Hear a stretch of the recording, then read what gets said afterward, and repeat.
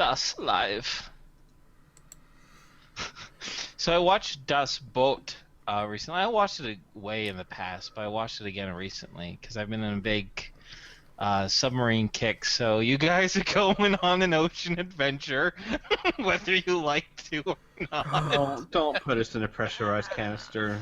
Yes, yes, you're going in a Look, submarine. I've seen that movie too, Inferno. All 4 glorious hours of it. It's 3 hours, 3.5 hours, sir. Anyway, welcome back, guys. As you can tell, we're good to go. We're in the great mind space to play Rifts. So, we were going to start this session with you guys leaving where you had parked the Rhapsody in a nearby lake, going through this northern wilderness in the kingdom of Ishpeming, and head towards the capital city, which is coincidentally called Ishpeming. And yes, I know for those of you in the past and the future, I did misspell Ishpeming here. Ishpeming. Ishpeming instead of Ishpeming, and I was too lazy to fix it. Maybe next session. And that's my bad. That's not from the books. I changed that myself. So my bad. Anywho, before we get started, is there anything you guys wanted to go over or have any questions that you have for me? Not for you per se, but did we ever catalog everything we wanted to sell? No. Sure didn't. No, we didn't. Dang it. Whoops. We've done it again. So this is what we're going to do in order to save time. Inferno is, maybe because he's in a happy, super happy mood or whatever, but this is what we're going to say, is you're going to load in a bunch of stuff to prepare for Ishpeming, right? And when you get there, you guys will decide, you know what I mean? Like, you'd be like, oh, this is what we want to sell, so we took this with us. You know what I mean? I'm going to give you some narrative freedom in being able to retroactively say, we took it with us. I don't usually do this, but I'm totally going to allow it in order for us just to play the game. Cool? Sure, I appreciate that. If I recall correctly, we were cataloging first, and then there might have been some other stuff that we wanted to take, but we were leaving most of it here. Well, yeah. What we could do you're is just cataloging. What we could do is we could just throw a thing in the group loot, and then whenever, like, for example, if I'm not actively talking, I can throw in what I want, that kind of thing.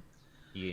I was gonna say though, guys, we should take. I thought of the perfect thing. So, the space grenades that I bought, we could take a few of those with us, under the guise of, like, a better way to prove, hey, look, we do have stuff that's different.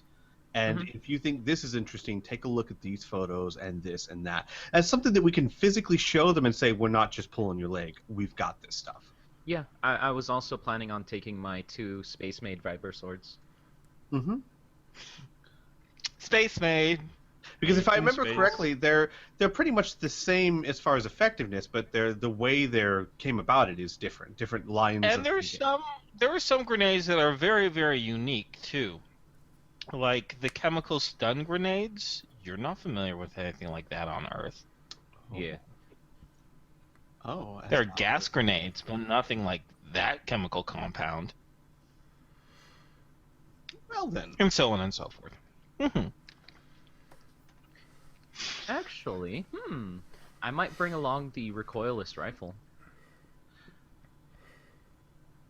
Yeah, I think I'll do that. Yeah, we can bring one of them, because I've got a few that I want to do too. And those we can also, I was thinking, those we can also even display, because since they're made to not cause massive collateral damage, we could just show it shooting a plate or something, you know what I mean? Yeah. But yeah, you could take one. So we'll say the Rhapsody and large items are submerged in this nearby lake, and they're all cataloged for potential buyers. And your guys are going to be taking the behemoth on your way to Ishpeming, and aboard the behemoth, you're going to be taking some of these small items, some of them from your space adventures, to whet the appetite of potential buyers. Correct?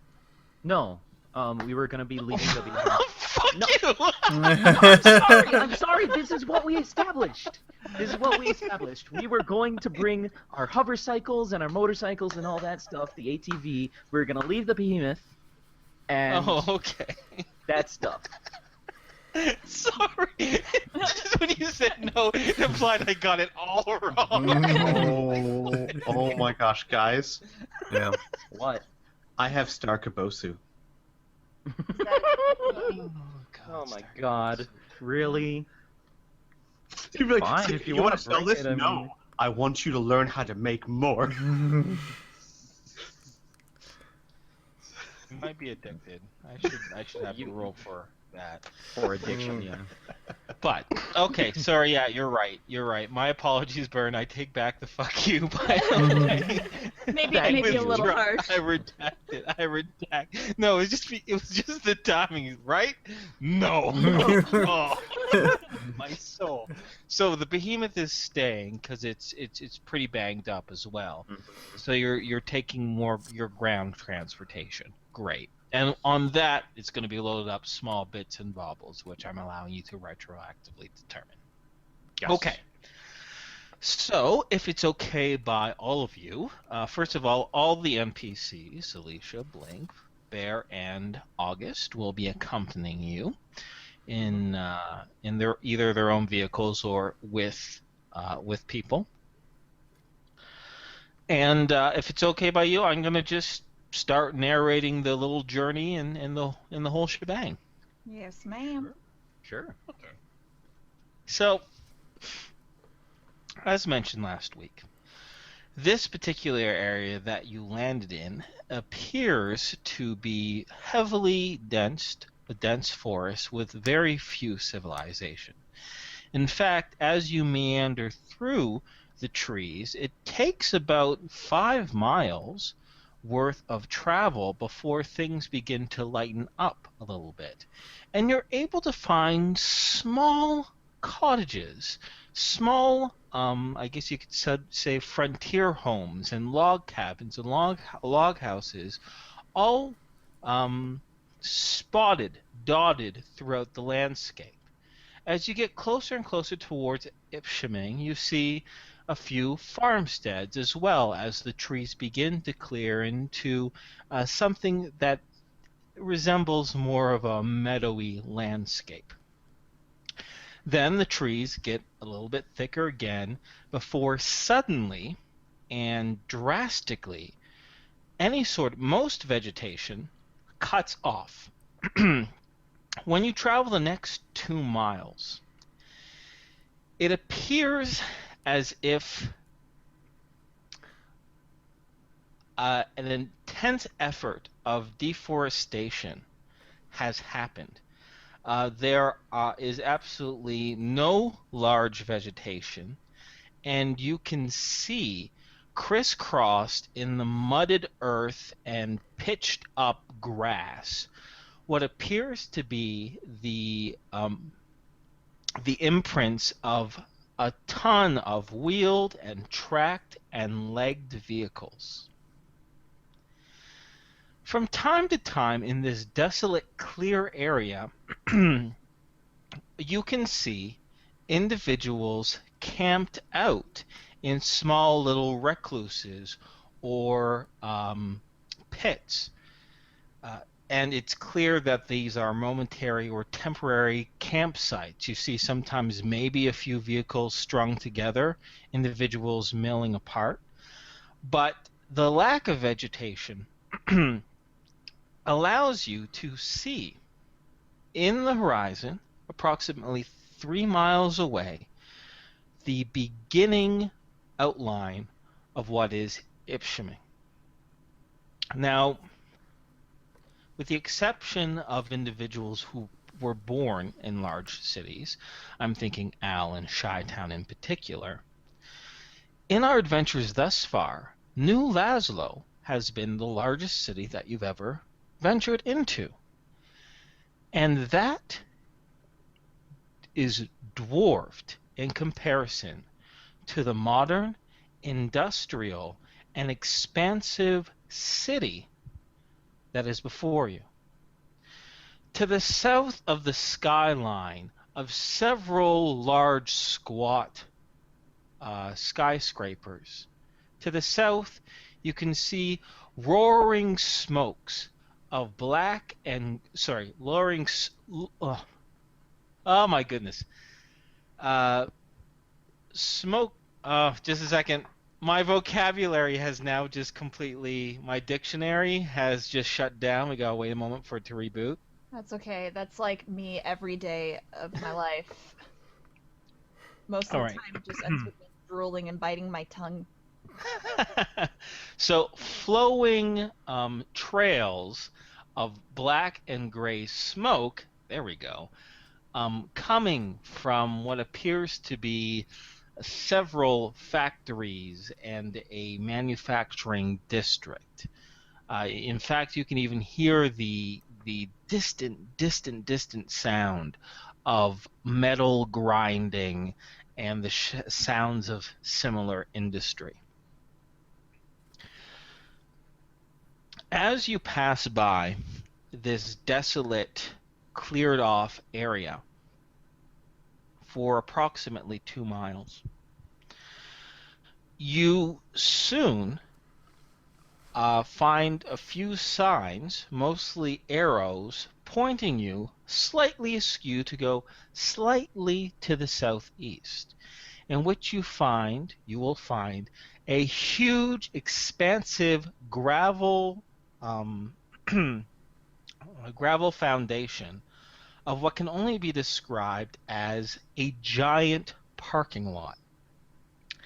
Numerous vehicles in the hundreds are parked at every different angle across this massive bit of land, of graveled land. And off to one side of it appears to be squat metal bunkers. On the far north side of this gravel parking space, you see an immense neon sign that, for those who are literate, reads, "Welcome to Ishpeming," and slightly underneath of it, "Home of the Northern Gun." You see various personnel milling around the gravel parking lot. You can see some directing individuals to park their own vehicles in allotted places. And you also see quite a few individuals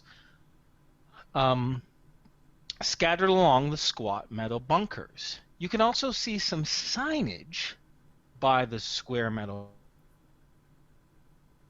But at this distance, you're a little too far off to read it. As you approach closer and closer to this parking area, this gravel parking area, through your vehicles or over the sounds of your motorcycles or hovercycles, you're able to even hear a distant voice ring out. And it appears to be a recording that's blaring from speakers on top of these square metal bunkers nearby. A rich, forceful, and welcoming voice rings out, "Welcome, traveler, to Ishpeming, home of the Northern Gun. Please find yourself a place to park and talk to one of our many willing attendants. Be sure to check all weapons and armor and confer with the rules of the kingdom." And the message repeats over and over.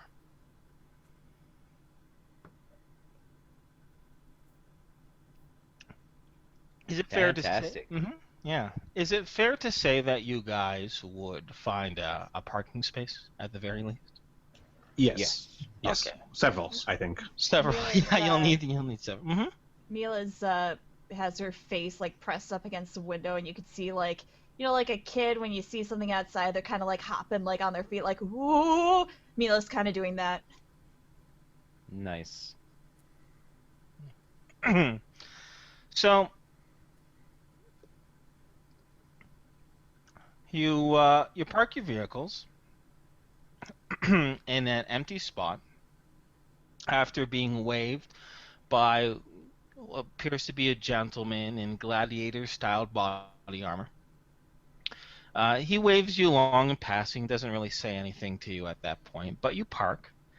And soon after you park, you are approached, running across, weaving in between other vehicles that are parked in this space. Seems to be a small gang of youths, probably ranging from the age of maybe 15 to perhaps 19 or 20. All of them in, I guess you could say, upper lower class clothing, for lack of a better word. They don't have any weapons on them, nor do they appear to have any form of body armor. Yet they all approach you with big smiles and they say, "Hey, need someone to look after your vehicles while you're here in Ishpeming?"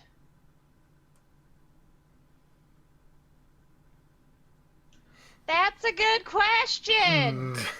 Mila will shout out to them. Hey! Hey! Mila's like turned her back and looked back into the behemoth. We took the behemoth? No. No. No. We took We took ATVs the- and that's what I thought. motorcycles. That's You're what on I- Melissa. Okay, my bad. I got confused because Let's go. I'm so smart. SMRT. She'll look back. I'm assuming she's then in Patrick's ATV?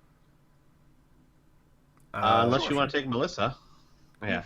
Why would I take Melissa? She's a piece of shit. She'll look back at Poor Patrick and be like, "Hey, Patrick, do we need them to look over our stuff?" Patrick thinks for a moment. I think there should be official people for this. They look official. Look, hey, Mila will turn her head back out the window. Are you official?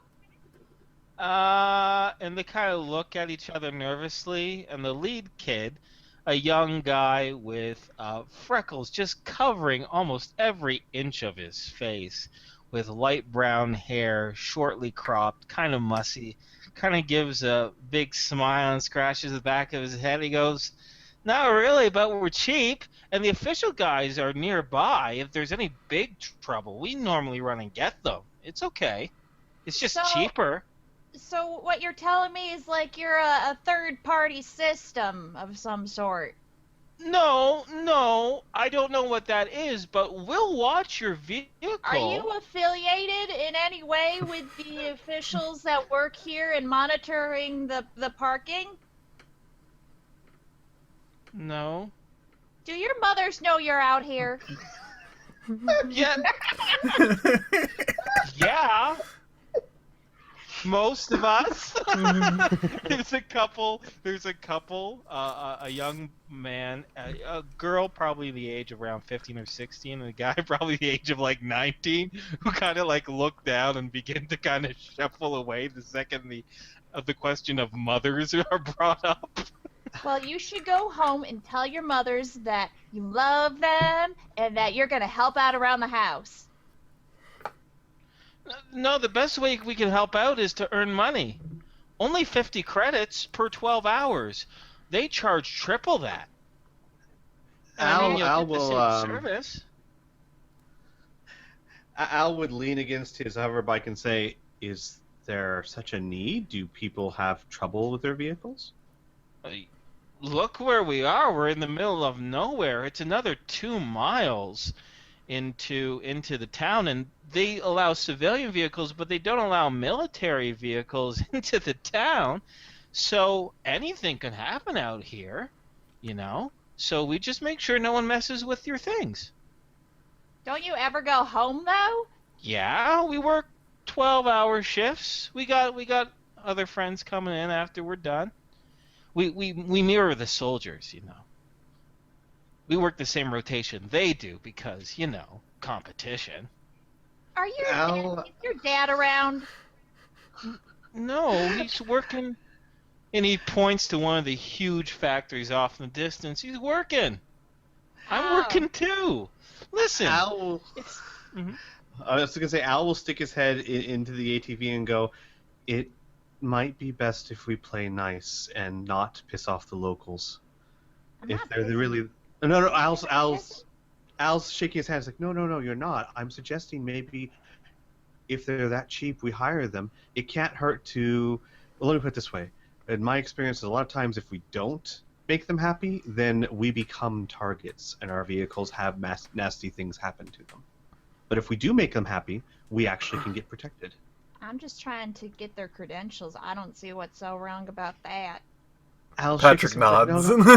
Al shakes his head. No, I'm not suggesting don't. I'm just saying that maybe we should consider their offer. But Very by all well. means, get their credentials. What's a credential exactly? I know it's like paper. Al just says, "Make it up as you go along," Okay. with a mischievous smile. We are interested in your proposition. However, we do have a few. What? No, they give an excited look at you and they say, "Oh, good." They were a few faces were pretty worried the more you were talking, but now that you said you were interested, they're all very attuned. Even the few that were shirking away kind of perk up and come closer. But I have a few requests. Um, One, I okay. am in need of a choir. How well do you sing? They all start laughing, and the young girl in the back pipes up, "You're kidding, right?" Mila will start singing. Al gives him a very serious face and a shake of his head, like she's not kidding. They kind of stop for a moment and they watch Mila sing for a few seconds, and they kind of bring their heads together and start murmuring a little bit. And none of them walk away, but the head kid, the freckled faced one, goes, "We don't know that song." That's okay. I can teach you. But this also might be a good way for you to watch our stuff and for me to teach you how to earn money a different way. A fun way. Like singing. What I do. Kind of, sort of. I did at one point in my life. Now I'm older. Mila looks sad for a second. Okay. Are you still gonna pay us 50 credits Oh, yeah. Oh, yeah. per hour for 12 hours? Okay. Yeah. Okay. Yeah. All right. They say, anything else? You just gotta put up with me. That's all I ask. You gonna stay here with the vehicles too? Pretty much. I mean, I'll probably go check things out, but, you know. Someone's gotta teach you how to sing. Okay. They look more confused than when they first approached you. The freckle-faced kid will look to Al and the others that are gathered out, gotten out of their vehicles and whatnot. And he goes, "So, usually what happens is we charge 50 credits per person per hour. Like I said, the other guys, they offer like easily triple that.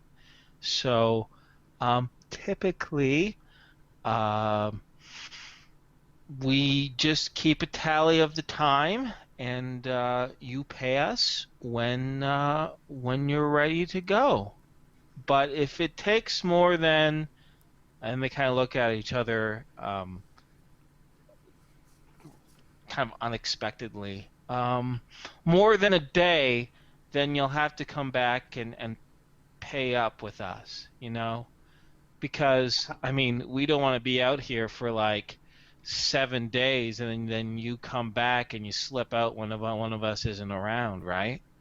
And how many of you are planning on watching our vehicles? Well, how many you want? You got a lot of vehicles here. You got like 3-4 vehicles, so maybe like a person a vehicle, maybe? They say, and they give another big grin. "We're real good. We're real attentive, sir. Yep. We'll stay right by them. Make sure nothing happens. And anyone we'll memorize all your faces, all of you, and if anyone that isn't you show up, we'll tell them to go buzz off. Yeah. Mhm. Al holds up a finger and then puts his head back into the ATV. Mila, how many do you think you want to teach to sing? Mila will look out the window. Who all wants to learn how to sing? No one raises their hand. The people who are already stationed out here are gonna be the victims, so you better decide. Okay, I all like of how them you raise their put hands. that. There's 8 of them, by the way. There's 8 of them. Good Here, for come you. up Good here. for all of you. we don't we don't need 8 of them. I was also thinking maybe we can hire one on as a guide, since none of us have been in this town before. All right, I don't care. Mila looks at you shaking her head. Al says, but we don't need 8 of them. I mean, honestly, 1 should be sufficient, considering we're all parked next to each other. But, thoughts, guys?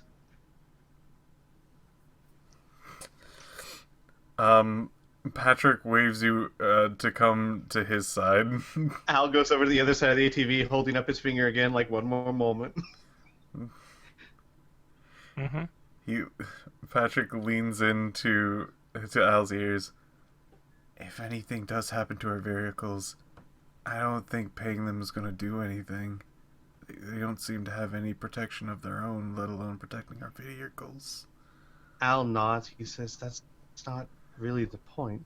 The point is that if we play along the rules of the locals, grease a little hands with a little bit of money, we can help ensure that bad things don't happen to our vehicles, because people tend to not be happy with those who don't play by their rules. And considering that we've had troubles in the past when we've offered things to sell, I think that we should do everything we can to make this a quiet journey. Patrick looks at Hal and then goes into whisper again. Is this like at Perrin's post when you said the millions of credits should grease the wheels? Al shakes his head and he says, no. Just imagine we don't pay these people, we send them off in a huff. Now they know where we parked, and they know that we haven't hired anyone to protect our vehicles. What keeps those people from doing exactly what they suggested we should hire them not to do?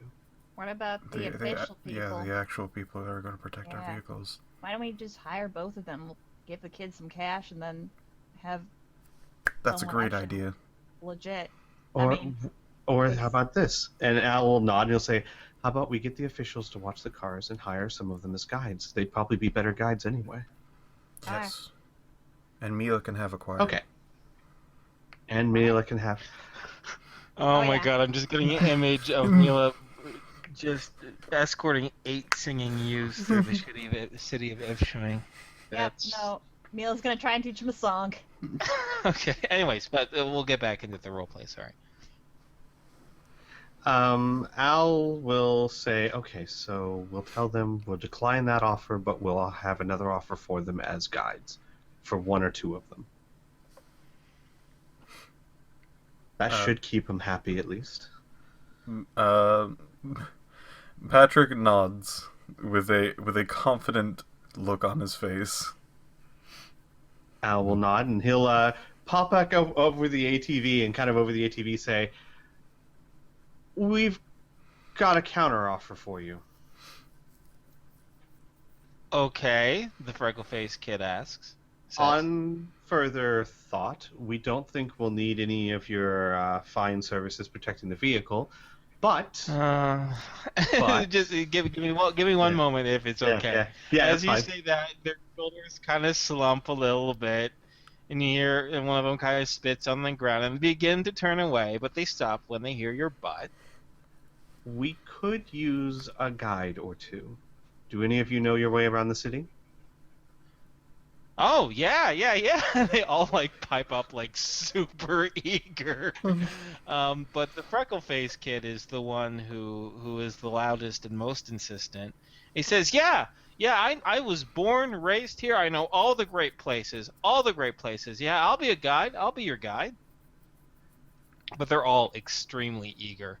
And they begin to start betting against each other. I guess you could say, what's it, bidding against each other. Yes, I was just about to say. So we'll take the guide who works for the least amount per hour. Does it- They start bidding like 50 an hour, 45 an hour, 40 an hour, and then they all just stop because it's become a big cacophony of noise. They stop for a moment, and the freckle-faced kid kind of shushes them all down and goes, "Wait a minute. Wait just a minute there. Well, we'll get something sorted out." And they all get together and they all start whispering amongst each other. Mila, they're pretty far away. They get about a good 50 feet away, right? And they're whispering. But Mila, due to your enhanced hearing, you can hear exactly what they're saying. Wait, why are we doing this? No, let's all just agree.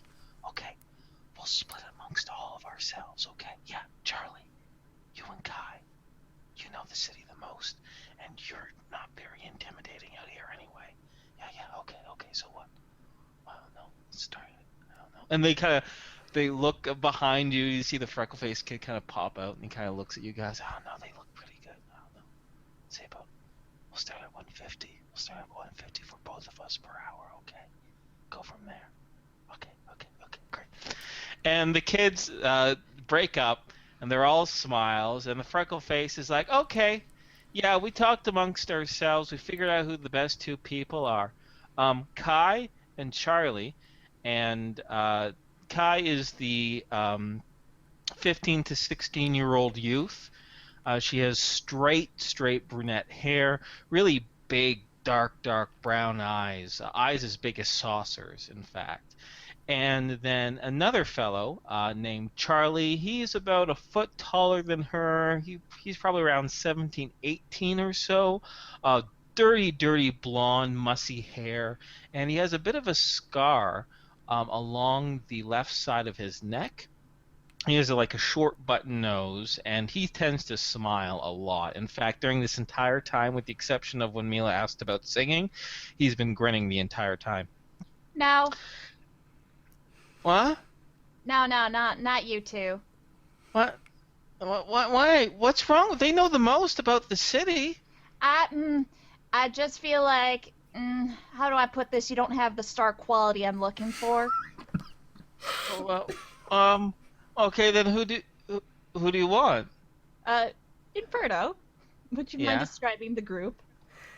Sure, I don't mind at all. Okay. So let's go from top to bottom. Okay. Give me a moment. I already talked about. Okay, just a moment. Okay, we already talked about Kai and Charlie. All right. Next is the freckled-faced kid named Oliver Shaw. He's about 5 foot, 8 inches. He looks to be around 16 or 17 years old, thin of frame. He has kind of a short pointed nose and very thin lips. Then you have Ben Newman. He's the eldest of the group. He's the one who's probably around 19 or 20s. He's a tall, lanky guy in this tattered leather jacket. He has a pretty large protuberance as well as a nose as well. Not nearly as big as Sinon back in Outcast Station, but he's got a schnoz on him.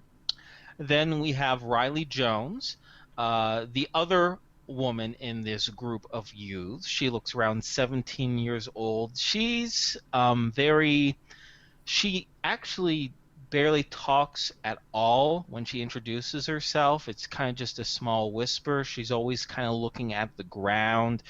She has short blonde hair. Then there's Gage Schwartz. Oh, give me a moment. Is there a plus? Oh, that's Al. You don't want to hear about all this? That's fine.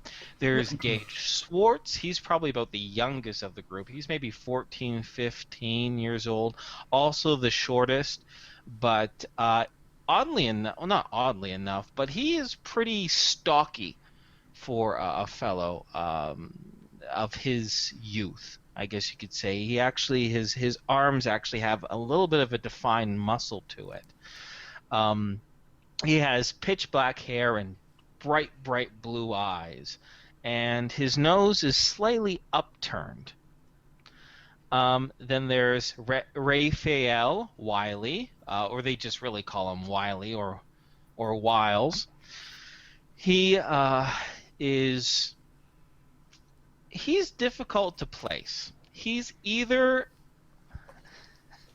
a very short 17-year-old or a really tall 13-year-old. It's kind of ambiguous because his face is extremely useful. He has a big, round baby face with a big, rounded nose that's a little bit red on the tip as well. He is also a little bit on the heavier side, the huskier side as well. And then finally, there's Raylan Fry. He has a shock of red hair, a streak of red hair that pales against the dark black of the rest of it. And he wears sunglasses on top of a average size, average rounded, slightly narrowed nose. And he has thick, full lips, and out of all of them, I guess you could say he's the most attractive. If you were a modeling agent, he was probably the one that you'd probably go for. Okay. Mila will get out of the ATV, and she will kind of analyze from afar each and every one of them, and she will point. The first one is at Riley Jones. You. Then she points at Gage. You. And then what was Wiles? Wiles? Yeah, Wiles, yeah. And then you. You will be my singers. Okay, they say, you still want us to show you around the town, or do you want to just pay us to sing? Yes. Al will say, how's your multitasking? I don't know what that is, says Doing Riley. two Engage things at and once. Wiles. Yeah, we can do two things at once, as long as they're not too hard. So, 50 credits each per hour? Mila looks like she's thinking, like, did you guys say 150 before? Or that you're going to split it amongst all of you? What? And they all, look really, really surprised. And they're like, you heard that? Yeah. Oh, yeah, we just figured we wouldn't fight. So, yeah, well, 50 each is 150. And, yeah, we'll split it with our friends. Will that even out all right? That's... I can't do math real nice. Like, she looks at Patrick. Can they... We'll make it work. Alright. The freckle-faced Oliver says, yeah, we'll make it work. Don't worry about that. If you want to make it Oliver, Are you even, sure it you would don't want be. to hire Charlie, though? Yeah, no, I'm sure. Okay. If you No want, offense. Okay. I just feel like these guys got something to them. if you want it to be even, 160 would do it. 160, alright. So, Al will say, how about 160? Charlie comes along too, and he doesn't have to learn to sing. unless he wants to. Unless he wants to, Al will add. Very well. What do you think, Charlie? Charlie kind of gives a bit of a shrug and says, I don't know, it's been pretty slow today. Okay, sure. I don't have to sing though, right? Unless you want to. Yeah, okay, he says as he goes up. So they say, so starting now, right? Hourly? Well, once you start guiding us, I suppose. Oh, okay, they say. So this is where you'll want to go, and they'll point over to the side by the big metal bunkers with the loudspeakers on top of them with the large sound and the armed individuals. And they say, so let's guide you to there. We're starting now. Charlie says, and Riley and Gage and Raphael kind of give a bit of a snicker and a chuckle as they wave and cheer at their other 4 friends goodbye. And the other 4 disperse while these 4 youths happily begin to guide you to the metal bunkers off to the eastern side of this big gravel parking lot. Overhead, you can hear the speakers begin to ring out instructions. But these kids are talking or really yelling over them, so it's hard to tell exactly what the speakers are saying. It's something about security procedures and leaving weapons in your vehicles or in the stored locker, something like that. It's hard to tell. But Wiles, Raphael Wiley, the huskier gentleman, he has a big kind of booming voice. And he says, yeah, so they don't really like it when you, like, if you're really, really, really insistent, you can, like, take in, like, maybe a little, like, pistol gun or, like, a knife or something with you. And if you really want, you can take in your armor. But these guys, they don't really want you to at all. They want you to check everything in because of, safety and stuff like that. So heads up. Also, yeah, the guards are gonna really the official guys are gonna want you to pay you to look after your vehicle. So, like, we can still do it. Our other 4 friends can still do it if you want. But and you get. What was your name again? I'm Wiley. Hi, Wiley. Hi. What songs do you know? I know Iron Mountain High. Okay, I'm gonna teach you a different. I don't know that one. Mila like stares blankly at him. And you, she'll point at Gage. What's your name? Gage. Gage. Okay, and Yeah. then she'll point at Riley. Uh-huh. What's your name? Oh, I'm Riley. She says. Well, actually, she more kind of mutters, and it's hard to. Well, actually, you're probably the only one who can hear her voice over top the loudspeaker because you have your keen hearing. Mm-hmm. He goes, Riley, I'm Riley. Okay. Now, have any of you had any singing lessons before? They all shake their heads except for Charlie, who hesitates for a moment. It almost looks like he's going to give a nod, but then he quickly shakes his head with the rest of the group. Okay. Charlie, you don't count right now unless you want to. She'll look at him, kind of raising her eyebrows. But, No. as we're walking here, I'm gonna start teaching you some things. Okay, all right. They kind of give nervous looks at each other, and they say, okay. Remember, we're paying you. Yeah. Mila states, like, blinking a little bit. Yeah. Okay, they look a little bit more enthusiastic with that reminder. Good. That's what I like to hear. I got enthusiastic, too, when I got paid for singing. Okay. So do you want... Now, it's a little hard to get any sort of tune or anything like that because of the speakers and whatnot, and you're getting closer and closer towards these metal bunkers. Mm-hmm. Do you want to do a little bit more role play here, or would you like me to move things forward a little bit? I think Mila will wait because she knows the guys, and she knows that they're probably going to do some serious shopping, so when they get to that point, that's when she's going to teach them. She's learned that's past smart. experience that she needs something to do during these times. These. Nice. Okay, cool. So you guys get towards the bunkers, and when you get within 50, 60, 70, we'll say 80 feet or so, you can see the large signs clearly state, welcome traveler to Ishpeming. Please be aware of our rules and regulations. No weapons are allowed within city permits.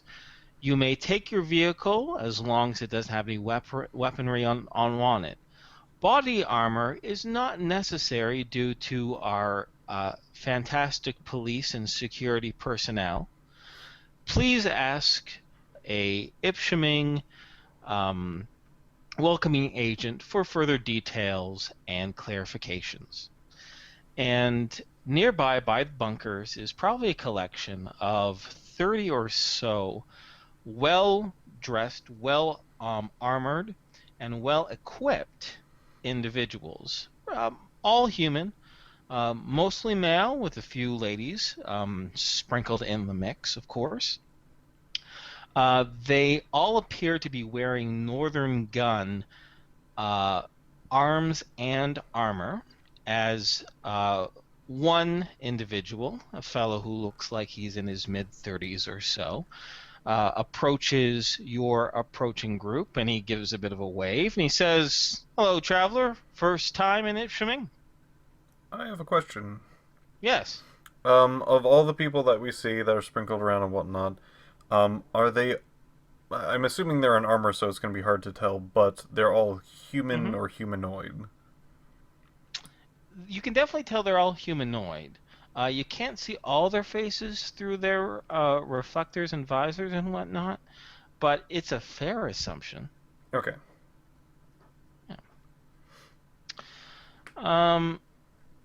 But there's 3 exceptions, I should add, actually. Patrick? Mhm.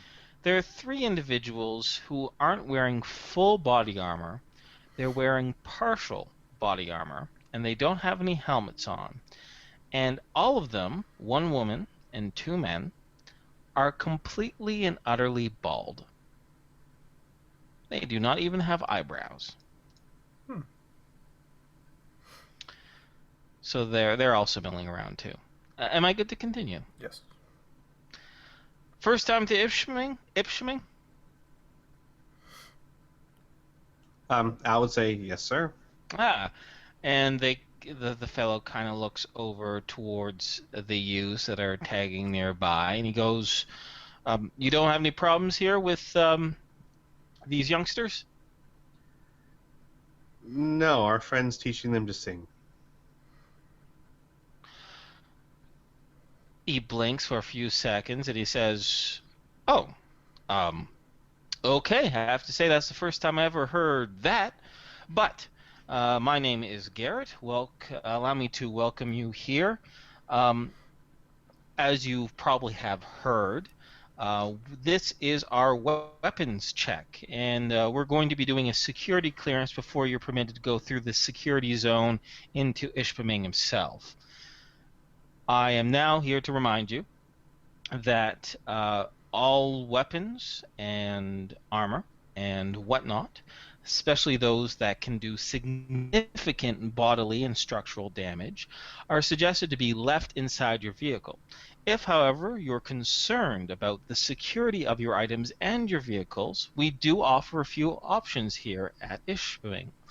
First, of course, is you can hire professional guards, professional individuals, ex-soldiers, ex-police officers, and other such qualified individuals, all exquisitely armed and sanctioned by Ishpeming, to watch over your vehicle for the price of 150 credits per hour in 12-hour periods.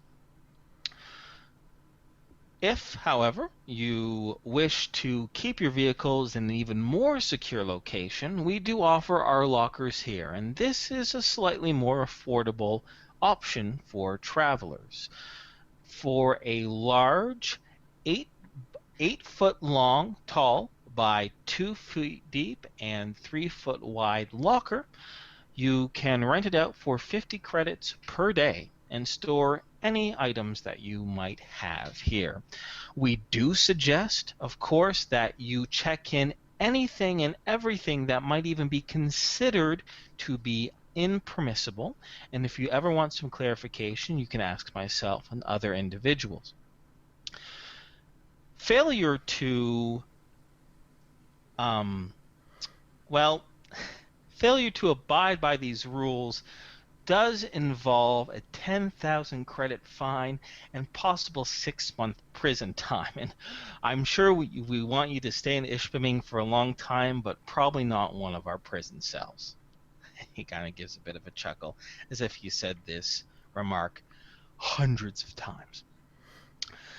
He then says, once you're done securing your arms and weapons and other traveling materials, please step forward off to this direction, and you can see a spray painted area of the gravel that's in like this green square where you can see one of these bald individuals and two other well, for lack of better words, regular looking guard humanoids standing by there. Please go to the green zone for a final security check before you are permitted through the security zone. And he points towards a large paved road off to the north section of this graveled area, and that road appears to stretch far, far, far, far into the city itself. And it's a long road. You can gauge it's between like 1 and 3 miles long. Do you have any questions? Al would actually he'd say this to the others. Those lockers seem like a pretty good idea. We could probably fit. Well, actually, Inferno. So from obviously the ATV would fit in one locker. What about who brought? I know I brought a hovercycle. Did anyone else bring? I brought my motorcycle. Do you think like the hovercycle, motorcycle would need one each, or they could both fit in one, or? I might 8 feet long. Now 8 feet tall by 2 feet wide and 3 feet deep. I don't think that will fit any vehicles, dude. Oh, No. Okay. Sorry, I misheard. I misunderstood.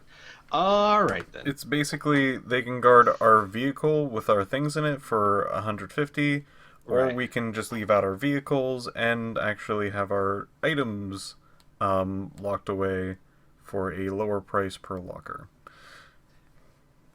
I get it. I think it would make more sense to do just put any valuables in a locker. Al would have a question though. He Yeah. would say, I do have a question. We have brought some devices, like say, for example, grenades that we have intention of finding a seller. How would we go about safely transporting those into the city? Or would we possibly get a locker assigned to us, have the number, and go to a vendor, which would then open up the locker and see our wares? Yes, sir, that's definitely an option. If you prescribe just a locker for those potential sales materials and you give the access code to the potential buyer, they can come here and view them in a secure environment. The other option, of course, is as long as the buyer themselves has a proper and up-to-date merchant's code, then they are permitted limited arms and armor to be transported from a secure area to another secure area within the city itself. So both options are available to you. Okay, I see. Tom is gonna turn over to Al and kind of mutter, "Yeah, it's exactly like they did back in Parents Post." So, Yeah. I figured. All right then. Do you guys want to get a locker? I think know we should, Patrick does. Yeah. because we need to store at least our body armor and whatever other goods. Okay. We can make it easy. I'll say all your goods and everything that you need to check in. Will probably take about 4 lockers. This is you as players and your NPCs. Al would, because Al wants to be on the up and up. Al would go to the gentleman and say, I have a few questions, just to be sure that I don't want to break any rules. My normal clothing has some ceramic plates sewn into it for protection. Is this going to be an issue? May we examine this jacket, sir? Of course. Al would bring the jacket out. Takes a look at it and clinks at the plates and whatnot and says, "No, sir, this is permitted. Once again, it's not absolutely necessary, but I assume if you're attached to these particular clothes, it doesn't violate anything. The structural integrity, you'll be fine. He pauses and gives a bit of a smirk. He nods, and then Al will again, like nod and just matter of factly and businessly, hold up his sheathed neural blade, and he'll say, "This is just a regular knife, not a vibro weapon of any kind. It's also a bit of a family thing for me. Is this permissible within the city, or is this considered too dangerous?" Looks at the knife and says, well, I'd answer your question with one other question, sir. Why do you feel that you would need such a weapon like that? I have spent a long time out in the wilderness where having no form of protection on you whatsoever is a method of death. I am unfamiliar with you large cities like this. I can definitely understand that, sir. As Snake Plissken comes around and chokes this man to death. Sorry. I need to turn off my notification sound. My bad. Sorry, I couldn't help. Sorry. Let's get into. I just had to. Child. What was that? Anyway. Anyway, he says, sir, I understand your misgivings. But I assure you, not only are our streets clean and crime-free, but we have a fantastic police department that ensures the safety of absolutely everyone. But we do... Patrick will actually look at Al. The look might be a bit hard to decipher, but it looks like a pleading look, and he looks like he wants to say something. Al would look at Patrick. Excuse me, sir. I understand that you have a fantastic police force. I have been in a large city that has given me the same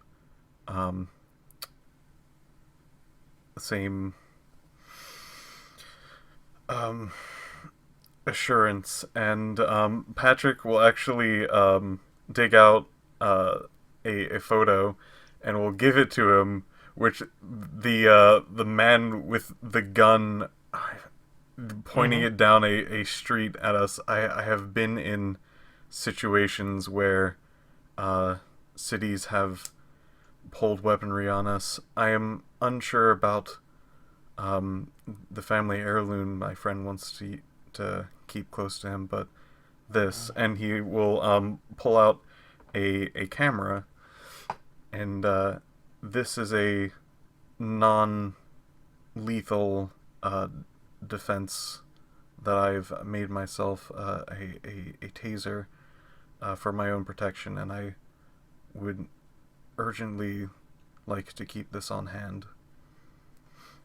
He pauses for a moment, and he looks at the picture. He says, what town is this? Was it New Laszlo? No, that was Parents Post. No. New Laszlo was when Nora broke the guy's jaw, wasn't it? No, that was Parents Post. Yeah. No, because it was outside. It was like near the bar we met Lee. Oh, sorry. Mila broke a lot of people's jaws. That's true. Sorry. To be fair, that is she true. She broke this guy's This is nose, true. I thought. Yeah. Anyways, but yeah. The guy who called her sugar tits. Yeah, the drive-by. Yeah, that happened in New Laszlo. Okay. So, he'll say New Laszlo. I see. Well, this is definitely not New Laszlo. However, please, sir, demonstrate your camera non-lethal device, please. Not towards me. He will carefully hold it up and kind of hold it like he's holding a I'm not even sure how to put this. Basically, he's more of a demonstration, like he's holding it in his offhand and turning it on with his dominant hand, and showing that the ends kind of do a bit of a you would like hear a humming sound, and it kind of does a spark And that's about it. Mm-hmm. I see. Hmm. And, sir, what does this switch on this blade do? He looks to Al. Al will say it's actually very similar to what he just showed you. It's you're familiar with neural maces, yes? Yes, I'm familiar with that technology. It's the same, but fitted into a blade. It's designed to not have to kill someone, but still stun them long enough to get away. He takes a deep breath and with a thin smile. He says, "We here at Ishpeming like to accommodate our travelers as long as they are equally accommodating. I will permit both vices to go inside the city. However, I must warn you that any sort of physical incident that involves a weapon, non-lethal or not, has a stronger penalty attached to it. Do you understand? Absolutely. Then I will flag these as appropriate. Please wait here for a moment." And he goes towards one of the large metal bunkers and he disappears inside of it. He emerges a few minutes later and he has these thin green laminated cards. And he gives one to both you, Al, and to Patrick. And says, "Keep these with you. If any police or other security personnel questions you or you interact with them, please show them this pass. It shows that you have authorized non-lethal weapons on your person." I appreciate this. Well, as I said, we're here to accommodate. We're here for business. We don't want to turn people away. We just want to weed out the good from the bad. Al, I Appreciate your understanding. I have a question. Mm-hmm. The weapons are all fine and good, but I'm a psychic. Do I have to Yes. wear any kind of like identification or anything? Do I have to If like you- carry a card? If you pass over to the green security zone, I'm sure all your all your questions will be answered, sir. Okay. Wonderful. Inferno, I have a question. Mhm. I never thought to ask this before. When we got the behemoth back and everything was safe and sound, were our old clothes still fairly there and intact, or like did Al still have any of his white Yes. jackets? Yes. Okay. Can the white doctor type jacket fit over that space SDC clothes he has? It can fit. It's a little tight though. It fits, but it looks Weird. It looks okay. tighter. That's fine. Then I won't wear it because that would be, Okay. like you said, weird. Well, you said weird, but I said tight. Toy. Okay. All right, you guys ready to pass on to the green security zone? Indeed. Yes. I'm assuming we put away our things. Oh, yes. We'll just gloss over that. Okay. You pass Um, through. Should I make a note of what I brought along in the chat? Sure. Yes. Yeah. I guess the only other big question is like, are you guys actually smuggling anything along? I'm Like not. anything unauthorized? No, Okay. it's All just right. not worth Then- it. I mean, besides things that I can't actually remove from myself, I guess not. Oh, actually, that's a very good point. Al would wear the bracers. He'd probably still have Okay. them on. He just wouldn't take them off. All right. So you all you approach the green zone, and they have you file in one by one.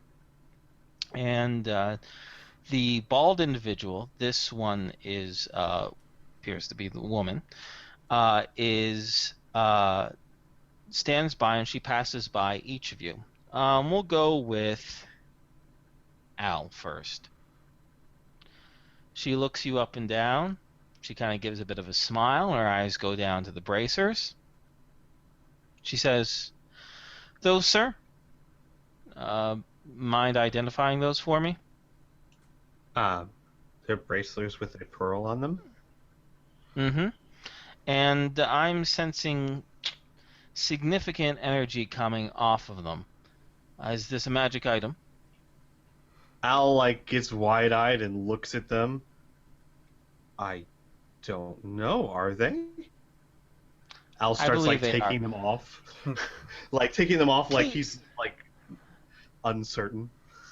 She gives a bit of a smirk.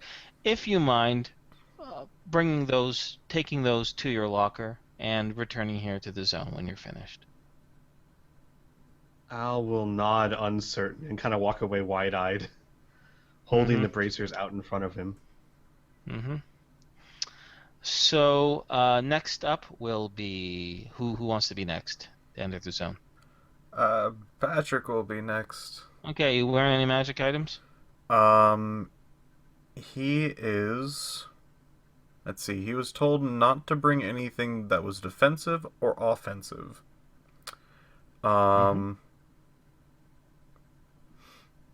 He's most likely going to keep Ed because he doesn't think that there's anything going to be particularly wrong with doing such things.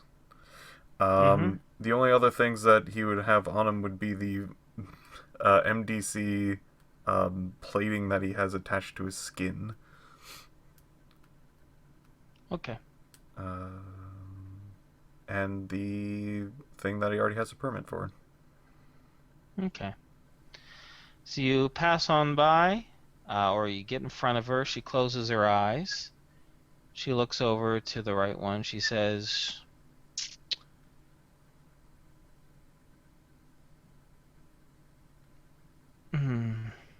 yellow level. He kind of gives a bit of a nod. And he gives you a yellow laminated card. He says, please keep this on your person, sir. A failure to keep this on you at all times involves a 5,000 credit fine and doubles your conviction rate if you use supernatural, paranatural, magical, or psionic abilities within the town. Oh. Okay. She pauses for a moment. She goes, wait. She closes her eyes a little bit, and she says, no, that's it. That's all I feel. And they kind of give a nod, and they let you continue on. Who's next? I'll go. Okay. The woman gives a bit of a smile at you, and she says, I can feel you from a mile off, red level.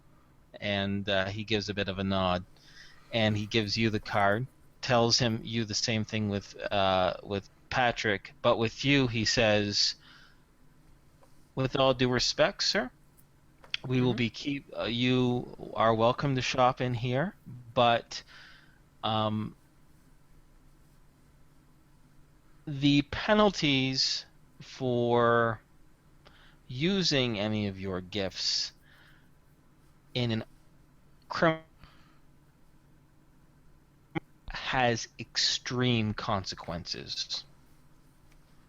Understood. Okay. Would it help if I told you what I am?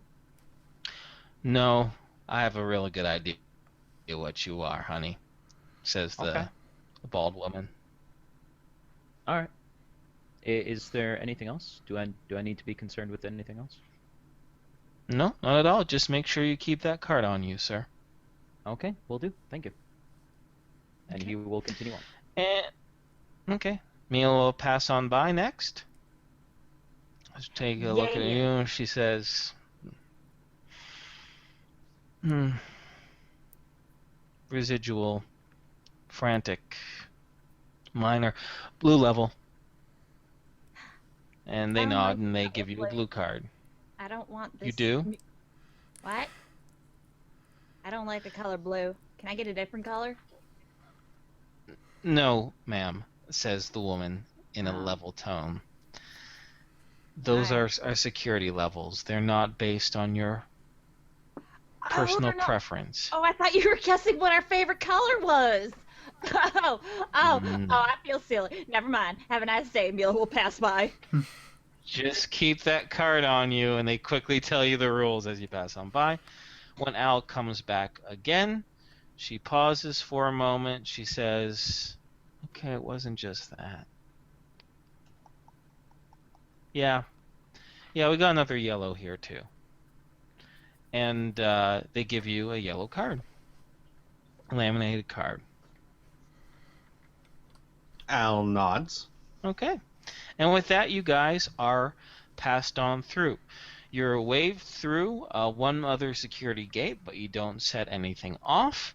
And you are welcomed to this long stretch of road that leads up to Ishpeming. Are you guys going to walk the few miles? Do we have other options? Well, the only problem is that I believe your ATV has weaponry on it, right? Yeah. Could somebody attach weaponry onto my ATV? Well, on top of it, right? There's a rocket launcher Yeah. or something like that. Something like that. Yeah, there's a railgun on it. There's a railgun on one and a rocket launcher on the other. That's right. You Someone guys talked put a me gun into on that. my vehicle. God Yeah, damn it. so unfortunately, well, here's the thing. The hover cycle, does the hover cycle have a weapon on it? Yes. Yeah, so no. Motorcycle's got Big no on that. My And so you motorcycle have does what? not. Yeah, so you have one vehicle for the 8 of you. Hey guys, we're walking. Yeah, I figured. You sure are. I'm We not need going exercise. to. Actually, I will leave it open for her, but I will not bring my motorcycle unless Blink wants to have a ride. I'm She gonna have feels to go bad say no. making everyone else Yeah. walk while they ride, and that's not how she rolls, so she's fine huffing it. Cool. Okay. So you guys walk the long, turns out to be 2 miles before you reach the borders of the town itself. And the 2 miles of this security zone, with the exception of quite a bit of farmland that you can kind of see in this distance and circling around the town itself, has absolutely nobody whatsoever. Various times there are speakers and signs that direct everyone to stay on the road. Do not deviate from the road at all. Thank you for your assistance. Enjoy Ishpeming, etc., etc., etc. Finally, at last, hours later. Wait, how long does it take a person to walk a mile? It takes a while. It's hours. To walk an average mile, you're looking at about 20 minutes on an average speed. Around there. Yeah. So about 40 minutes later. Okay, so 40. Thank you guys. Yay, my players are so smart, so smarter than me. All right, because I know how long it takes to walk a kilometer, but we know about. I've had to walk a lot of miles in my day. I Yeah. don't walk, so I don't. So you have the kids that come along and they say, okay, don't worry, it's just a bit of a walk. We do this all the time, but then you're going to come across the hover train terminal, and it's going to be awesome. You're going to love it. And they talk about blah, blah, blah. And sure enough, once you broach the city itself, passing through what appears to be a few homes and a few small businesses, sure enough, you come across this immense terminal. Which is, I guess you could say, reminiscent of a modern day bus or train or above train like subway terminal. It has 2 layers to it, with 2 sets of tracks. The bottom track, the signs and the speakers clearly say for outgoing traffic to regions such as Escanaba and Iron Mountain. And then the top layer has traffic for inside Ishpeming itself. And the guides kind of stop outside the terminal for a moment as a hustle and bustle of many travelers of different shapes, sizes, and a few DBs in the mix as well kind of pass on through and overtop the speakers and the dull roar of pedestrian traffic. They call out, so where do you want to go? Well, we're actually looking at selling some things, so Oh, okay. Um, then you'll probably want to go to the Mall of Michigan. It's the biggest and best place, and it's downtown, real shiny. That's probably the place you want to go. Al will look So, to the others. Um, Patrick is occupied with just looking around at the buildings and things like that. Tom, Mila. Yeah, sure. Why not? Mm. Sure. Yeah. Al will shrug. Sure, let's go there. great. Patrick, since you're looking specifically at the buildings, why don't you give me an architect? No, do you have architecture? I have Yeah, you have archaeology. archaeologies. Yes. Yeah. I also Yeah, give me have that. like the way of life. Was it? Oh, yeah, anthropology? I think yeah. Give me an archaeology on this one. Okay.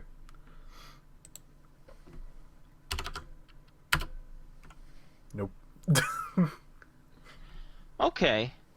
You could swear you're a little confused.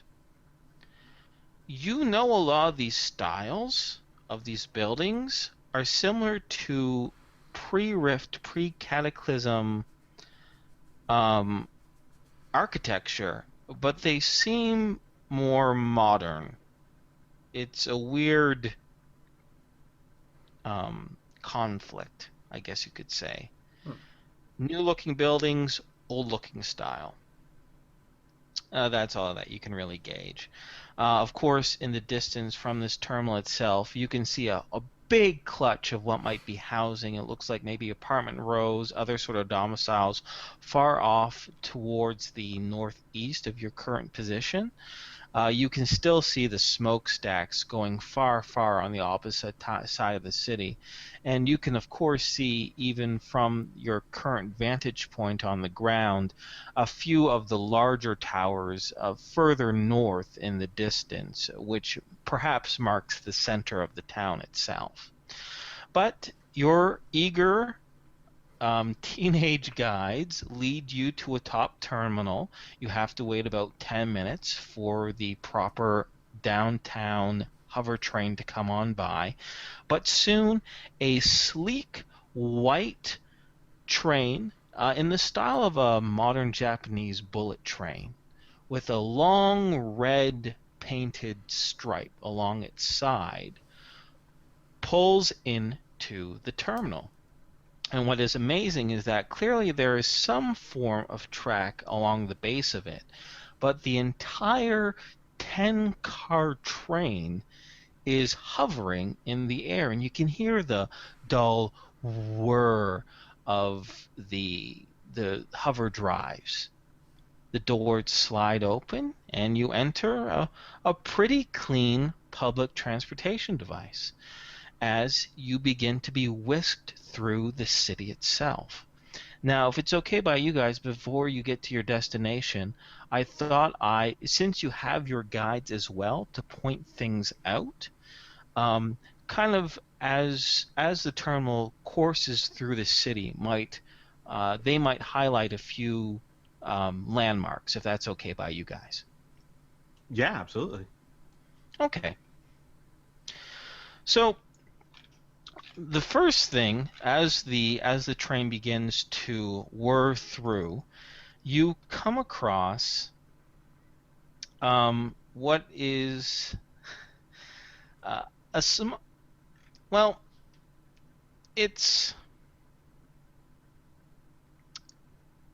unique and novel to most of you, with the exception of Patrick, who's read about these things before.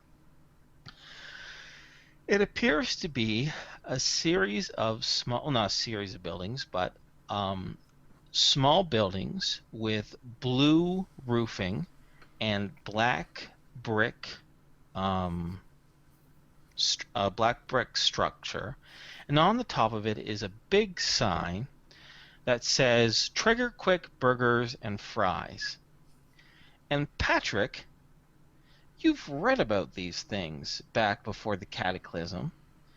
These are fast food restaurants. Food restaurants that specialized in a fixed menu over a chain of restaurants that offered quick meals at a low price.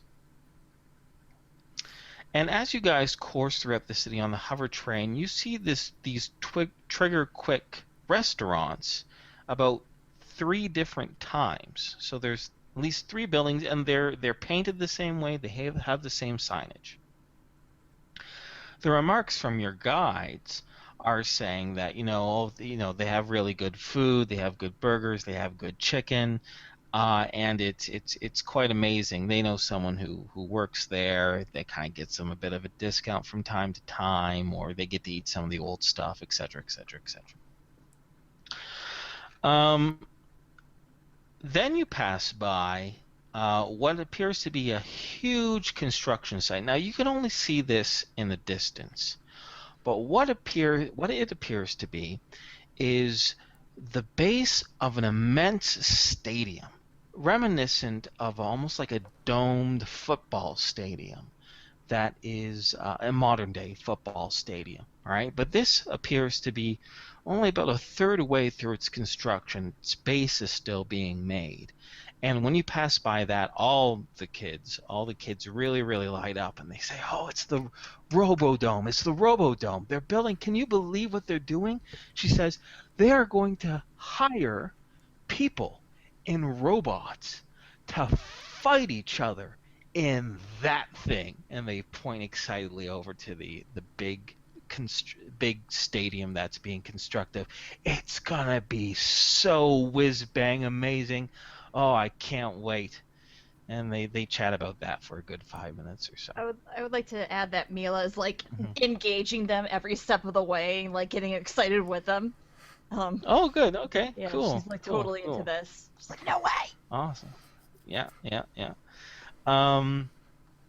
You pass by in the distance too. You see what appears to be a modern day castle, and you've seen a structure architecturally similar to this in Green Castle itself, with the exception of that this is much larger and the grounds are much more vaster, and frankly, it looks like it's in better repair. And that is pointed out to be Vanderman Castle. That is where the king of the kingdom of Ishpeming lives. As you get closer and closer to downtown, you notice 3 other major buildings before you reach the Mall of Michigan. The first is a 7-tiered white sleek building that on the outside it just says NGMI Bank. And your tour guides point out that that is the big money place of Ishpeming. That's where everyone goes to convert their credits or to get loans or et cetera, et cetera, et cetera. They don't know much about finances. All they know is that that building has a ton of money, and whoever works in there is rich beyond their wildest dreams. The next building is also under construction. It appears, from what you can tell, it's only probably just begun, because you're just seeing the sleek black slats of the foundation wall going up. But the youths mention that that's a new embassy. The Manistake Imperium's got an embassy, but this one's for the coalition. And then finally, the other building is doesn't seem all that, compared to the expansive buildings that you've seen, the daunting architecture, the modern, visage. This little place doesn't seem all that big of a deal, but it's, with the exception of the Robodrome, this is the building that the youth get really, really excited about. It's a single story. It looks to be like a refurbished warehouse, and on the front of it are these red words splattered across its dark blue paint exterior that just says Crimson on it. And the kids say, "Oh, it's Club Crimson! It's Club Crimson! Oh, it's so cool!" They say it's a Psy-Stalker bar. Can you imagine? Oh man, it's intense. I hear the music that they're playing is just, oh, I don't know. I don't think, and then they start whispering amongst themselves about, if they'll ever go in, or if you have to be a stalker to go in there, or et cetera, et cetera. But they get all in a titter. The last thing I'll describe before getting upon the Mall of Michigan itself is that during the terminal, during this whole travel through there, it's not an entirely quiet journey. Not only is there slight conversation from other passengers on the train, but from time to time there would be a chime in. Oh yeah, what's up, Patrick?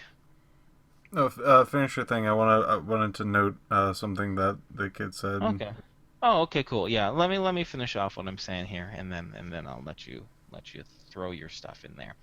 But from time to time, to chime in, there are announcements for what seems to be almost advertisements in a way, or information, and all of them are in the same rich, deep baritone voice, the exact same voice that was used to welcome you to Ishpeming itself.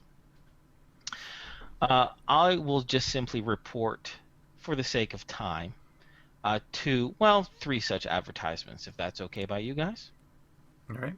Yeah, Okay. sure. Need a car? Need it quick? Need it cheap? Don't care who's got it? Come to Ed's Used Vehicle Emporium, where no matter the size and no matter your budget, we'll find something for you. It ain't scrap unless you treat it that way. Shop at Ed's. The next advertisement is is this. Sorry, I'm moving to my notes. Okay, here we go.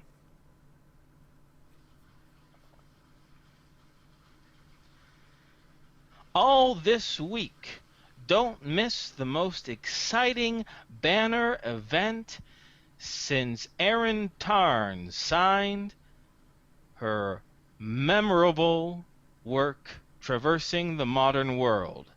Prototype Previews proudly presents Looks into the Future, Northern Gun's premier public event of the year, all this week at the Mall of Michigan, displaying our new energy packs, raffles for prizes, food, music, and most important, a public unveiling of some of the work the geniuses at Northern Gun are beginning to get moving.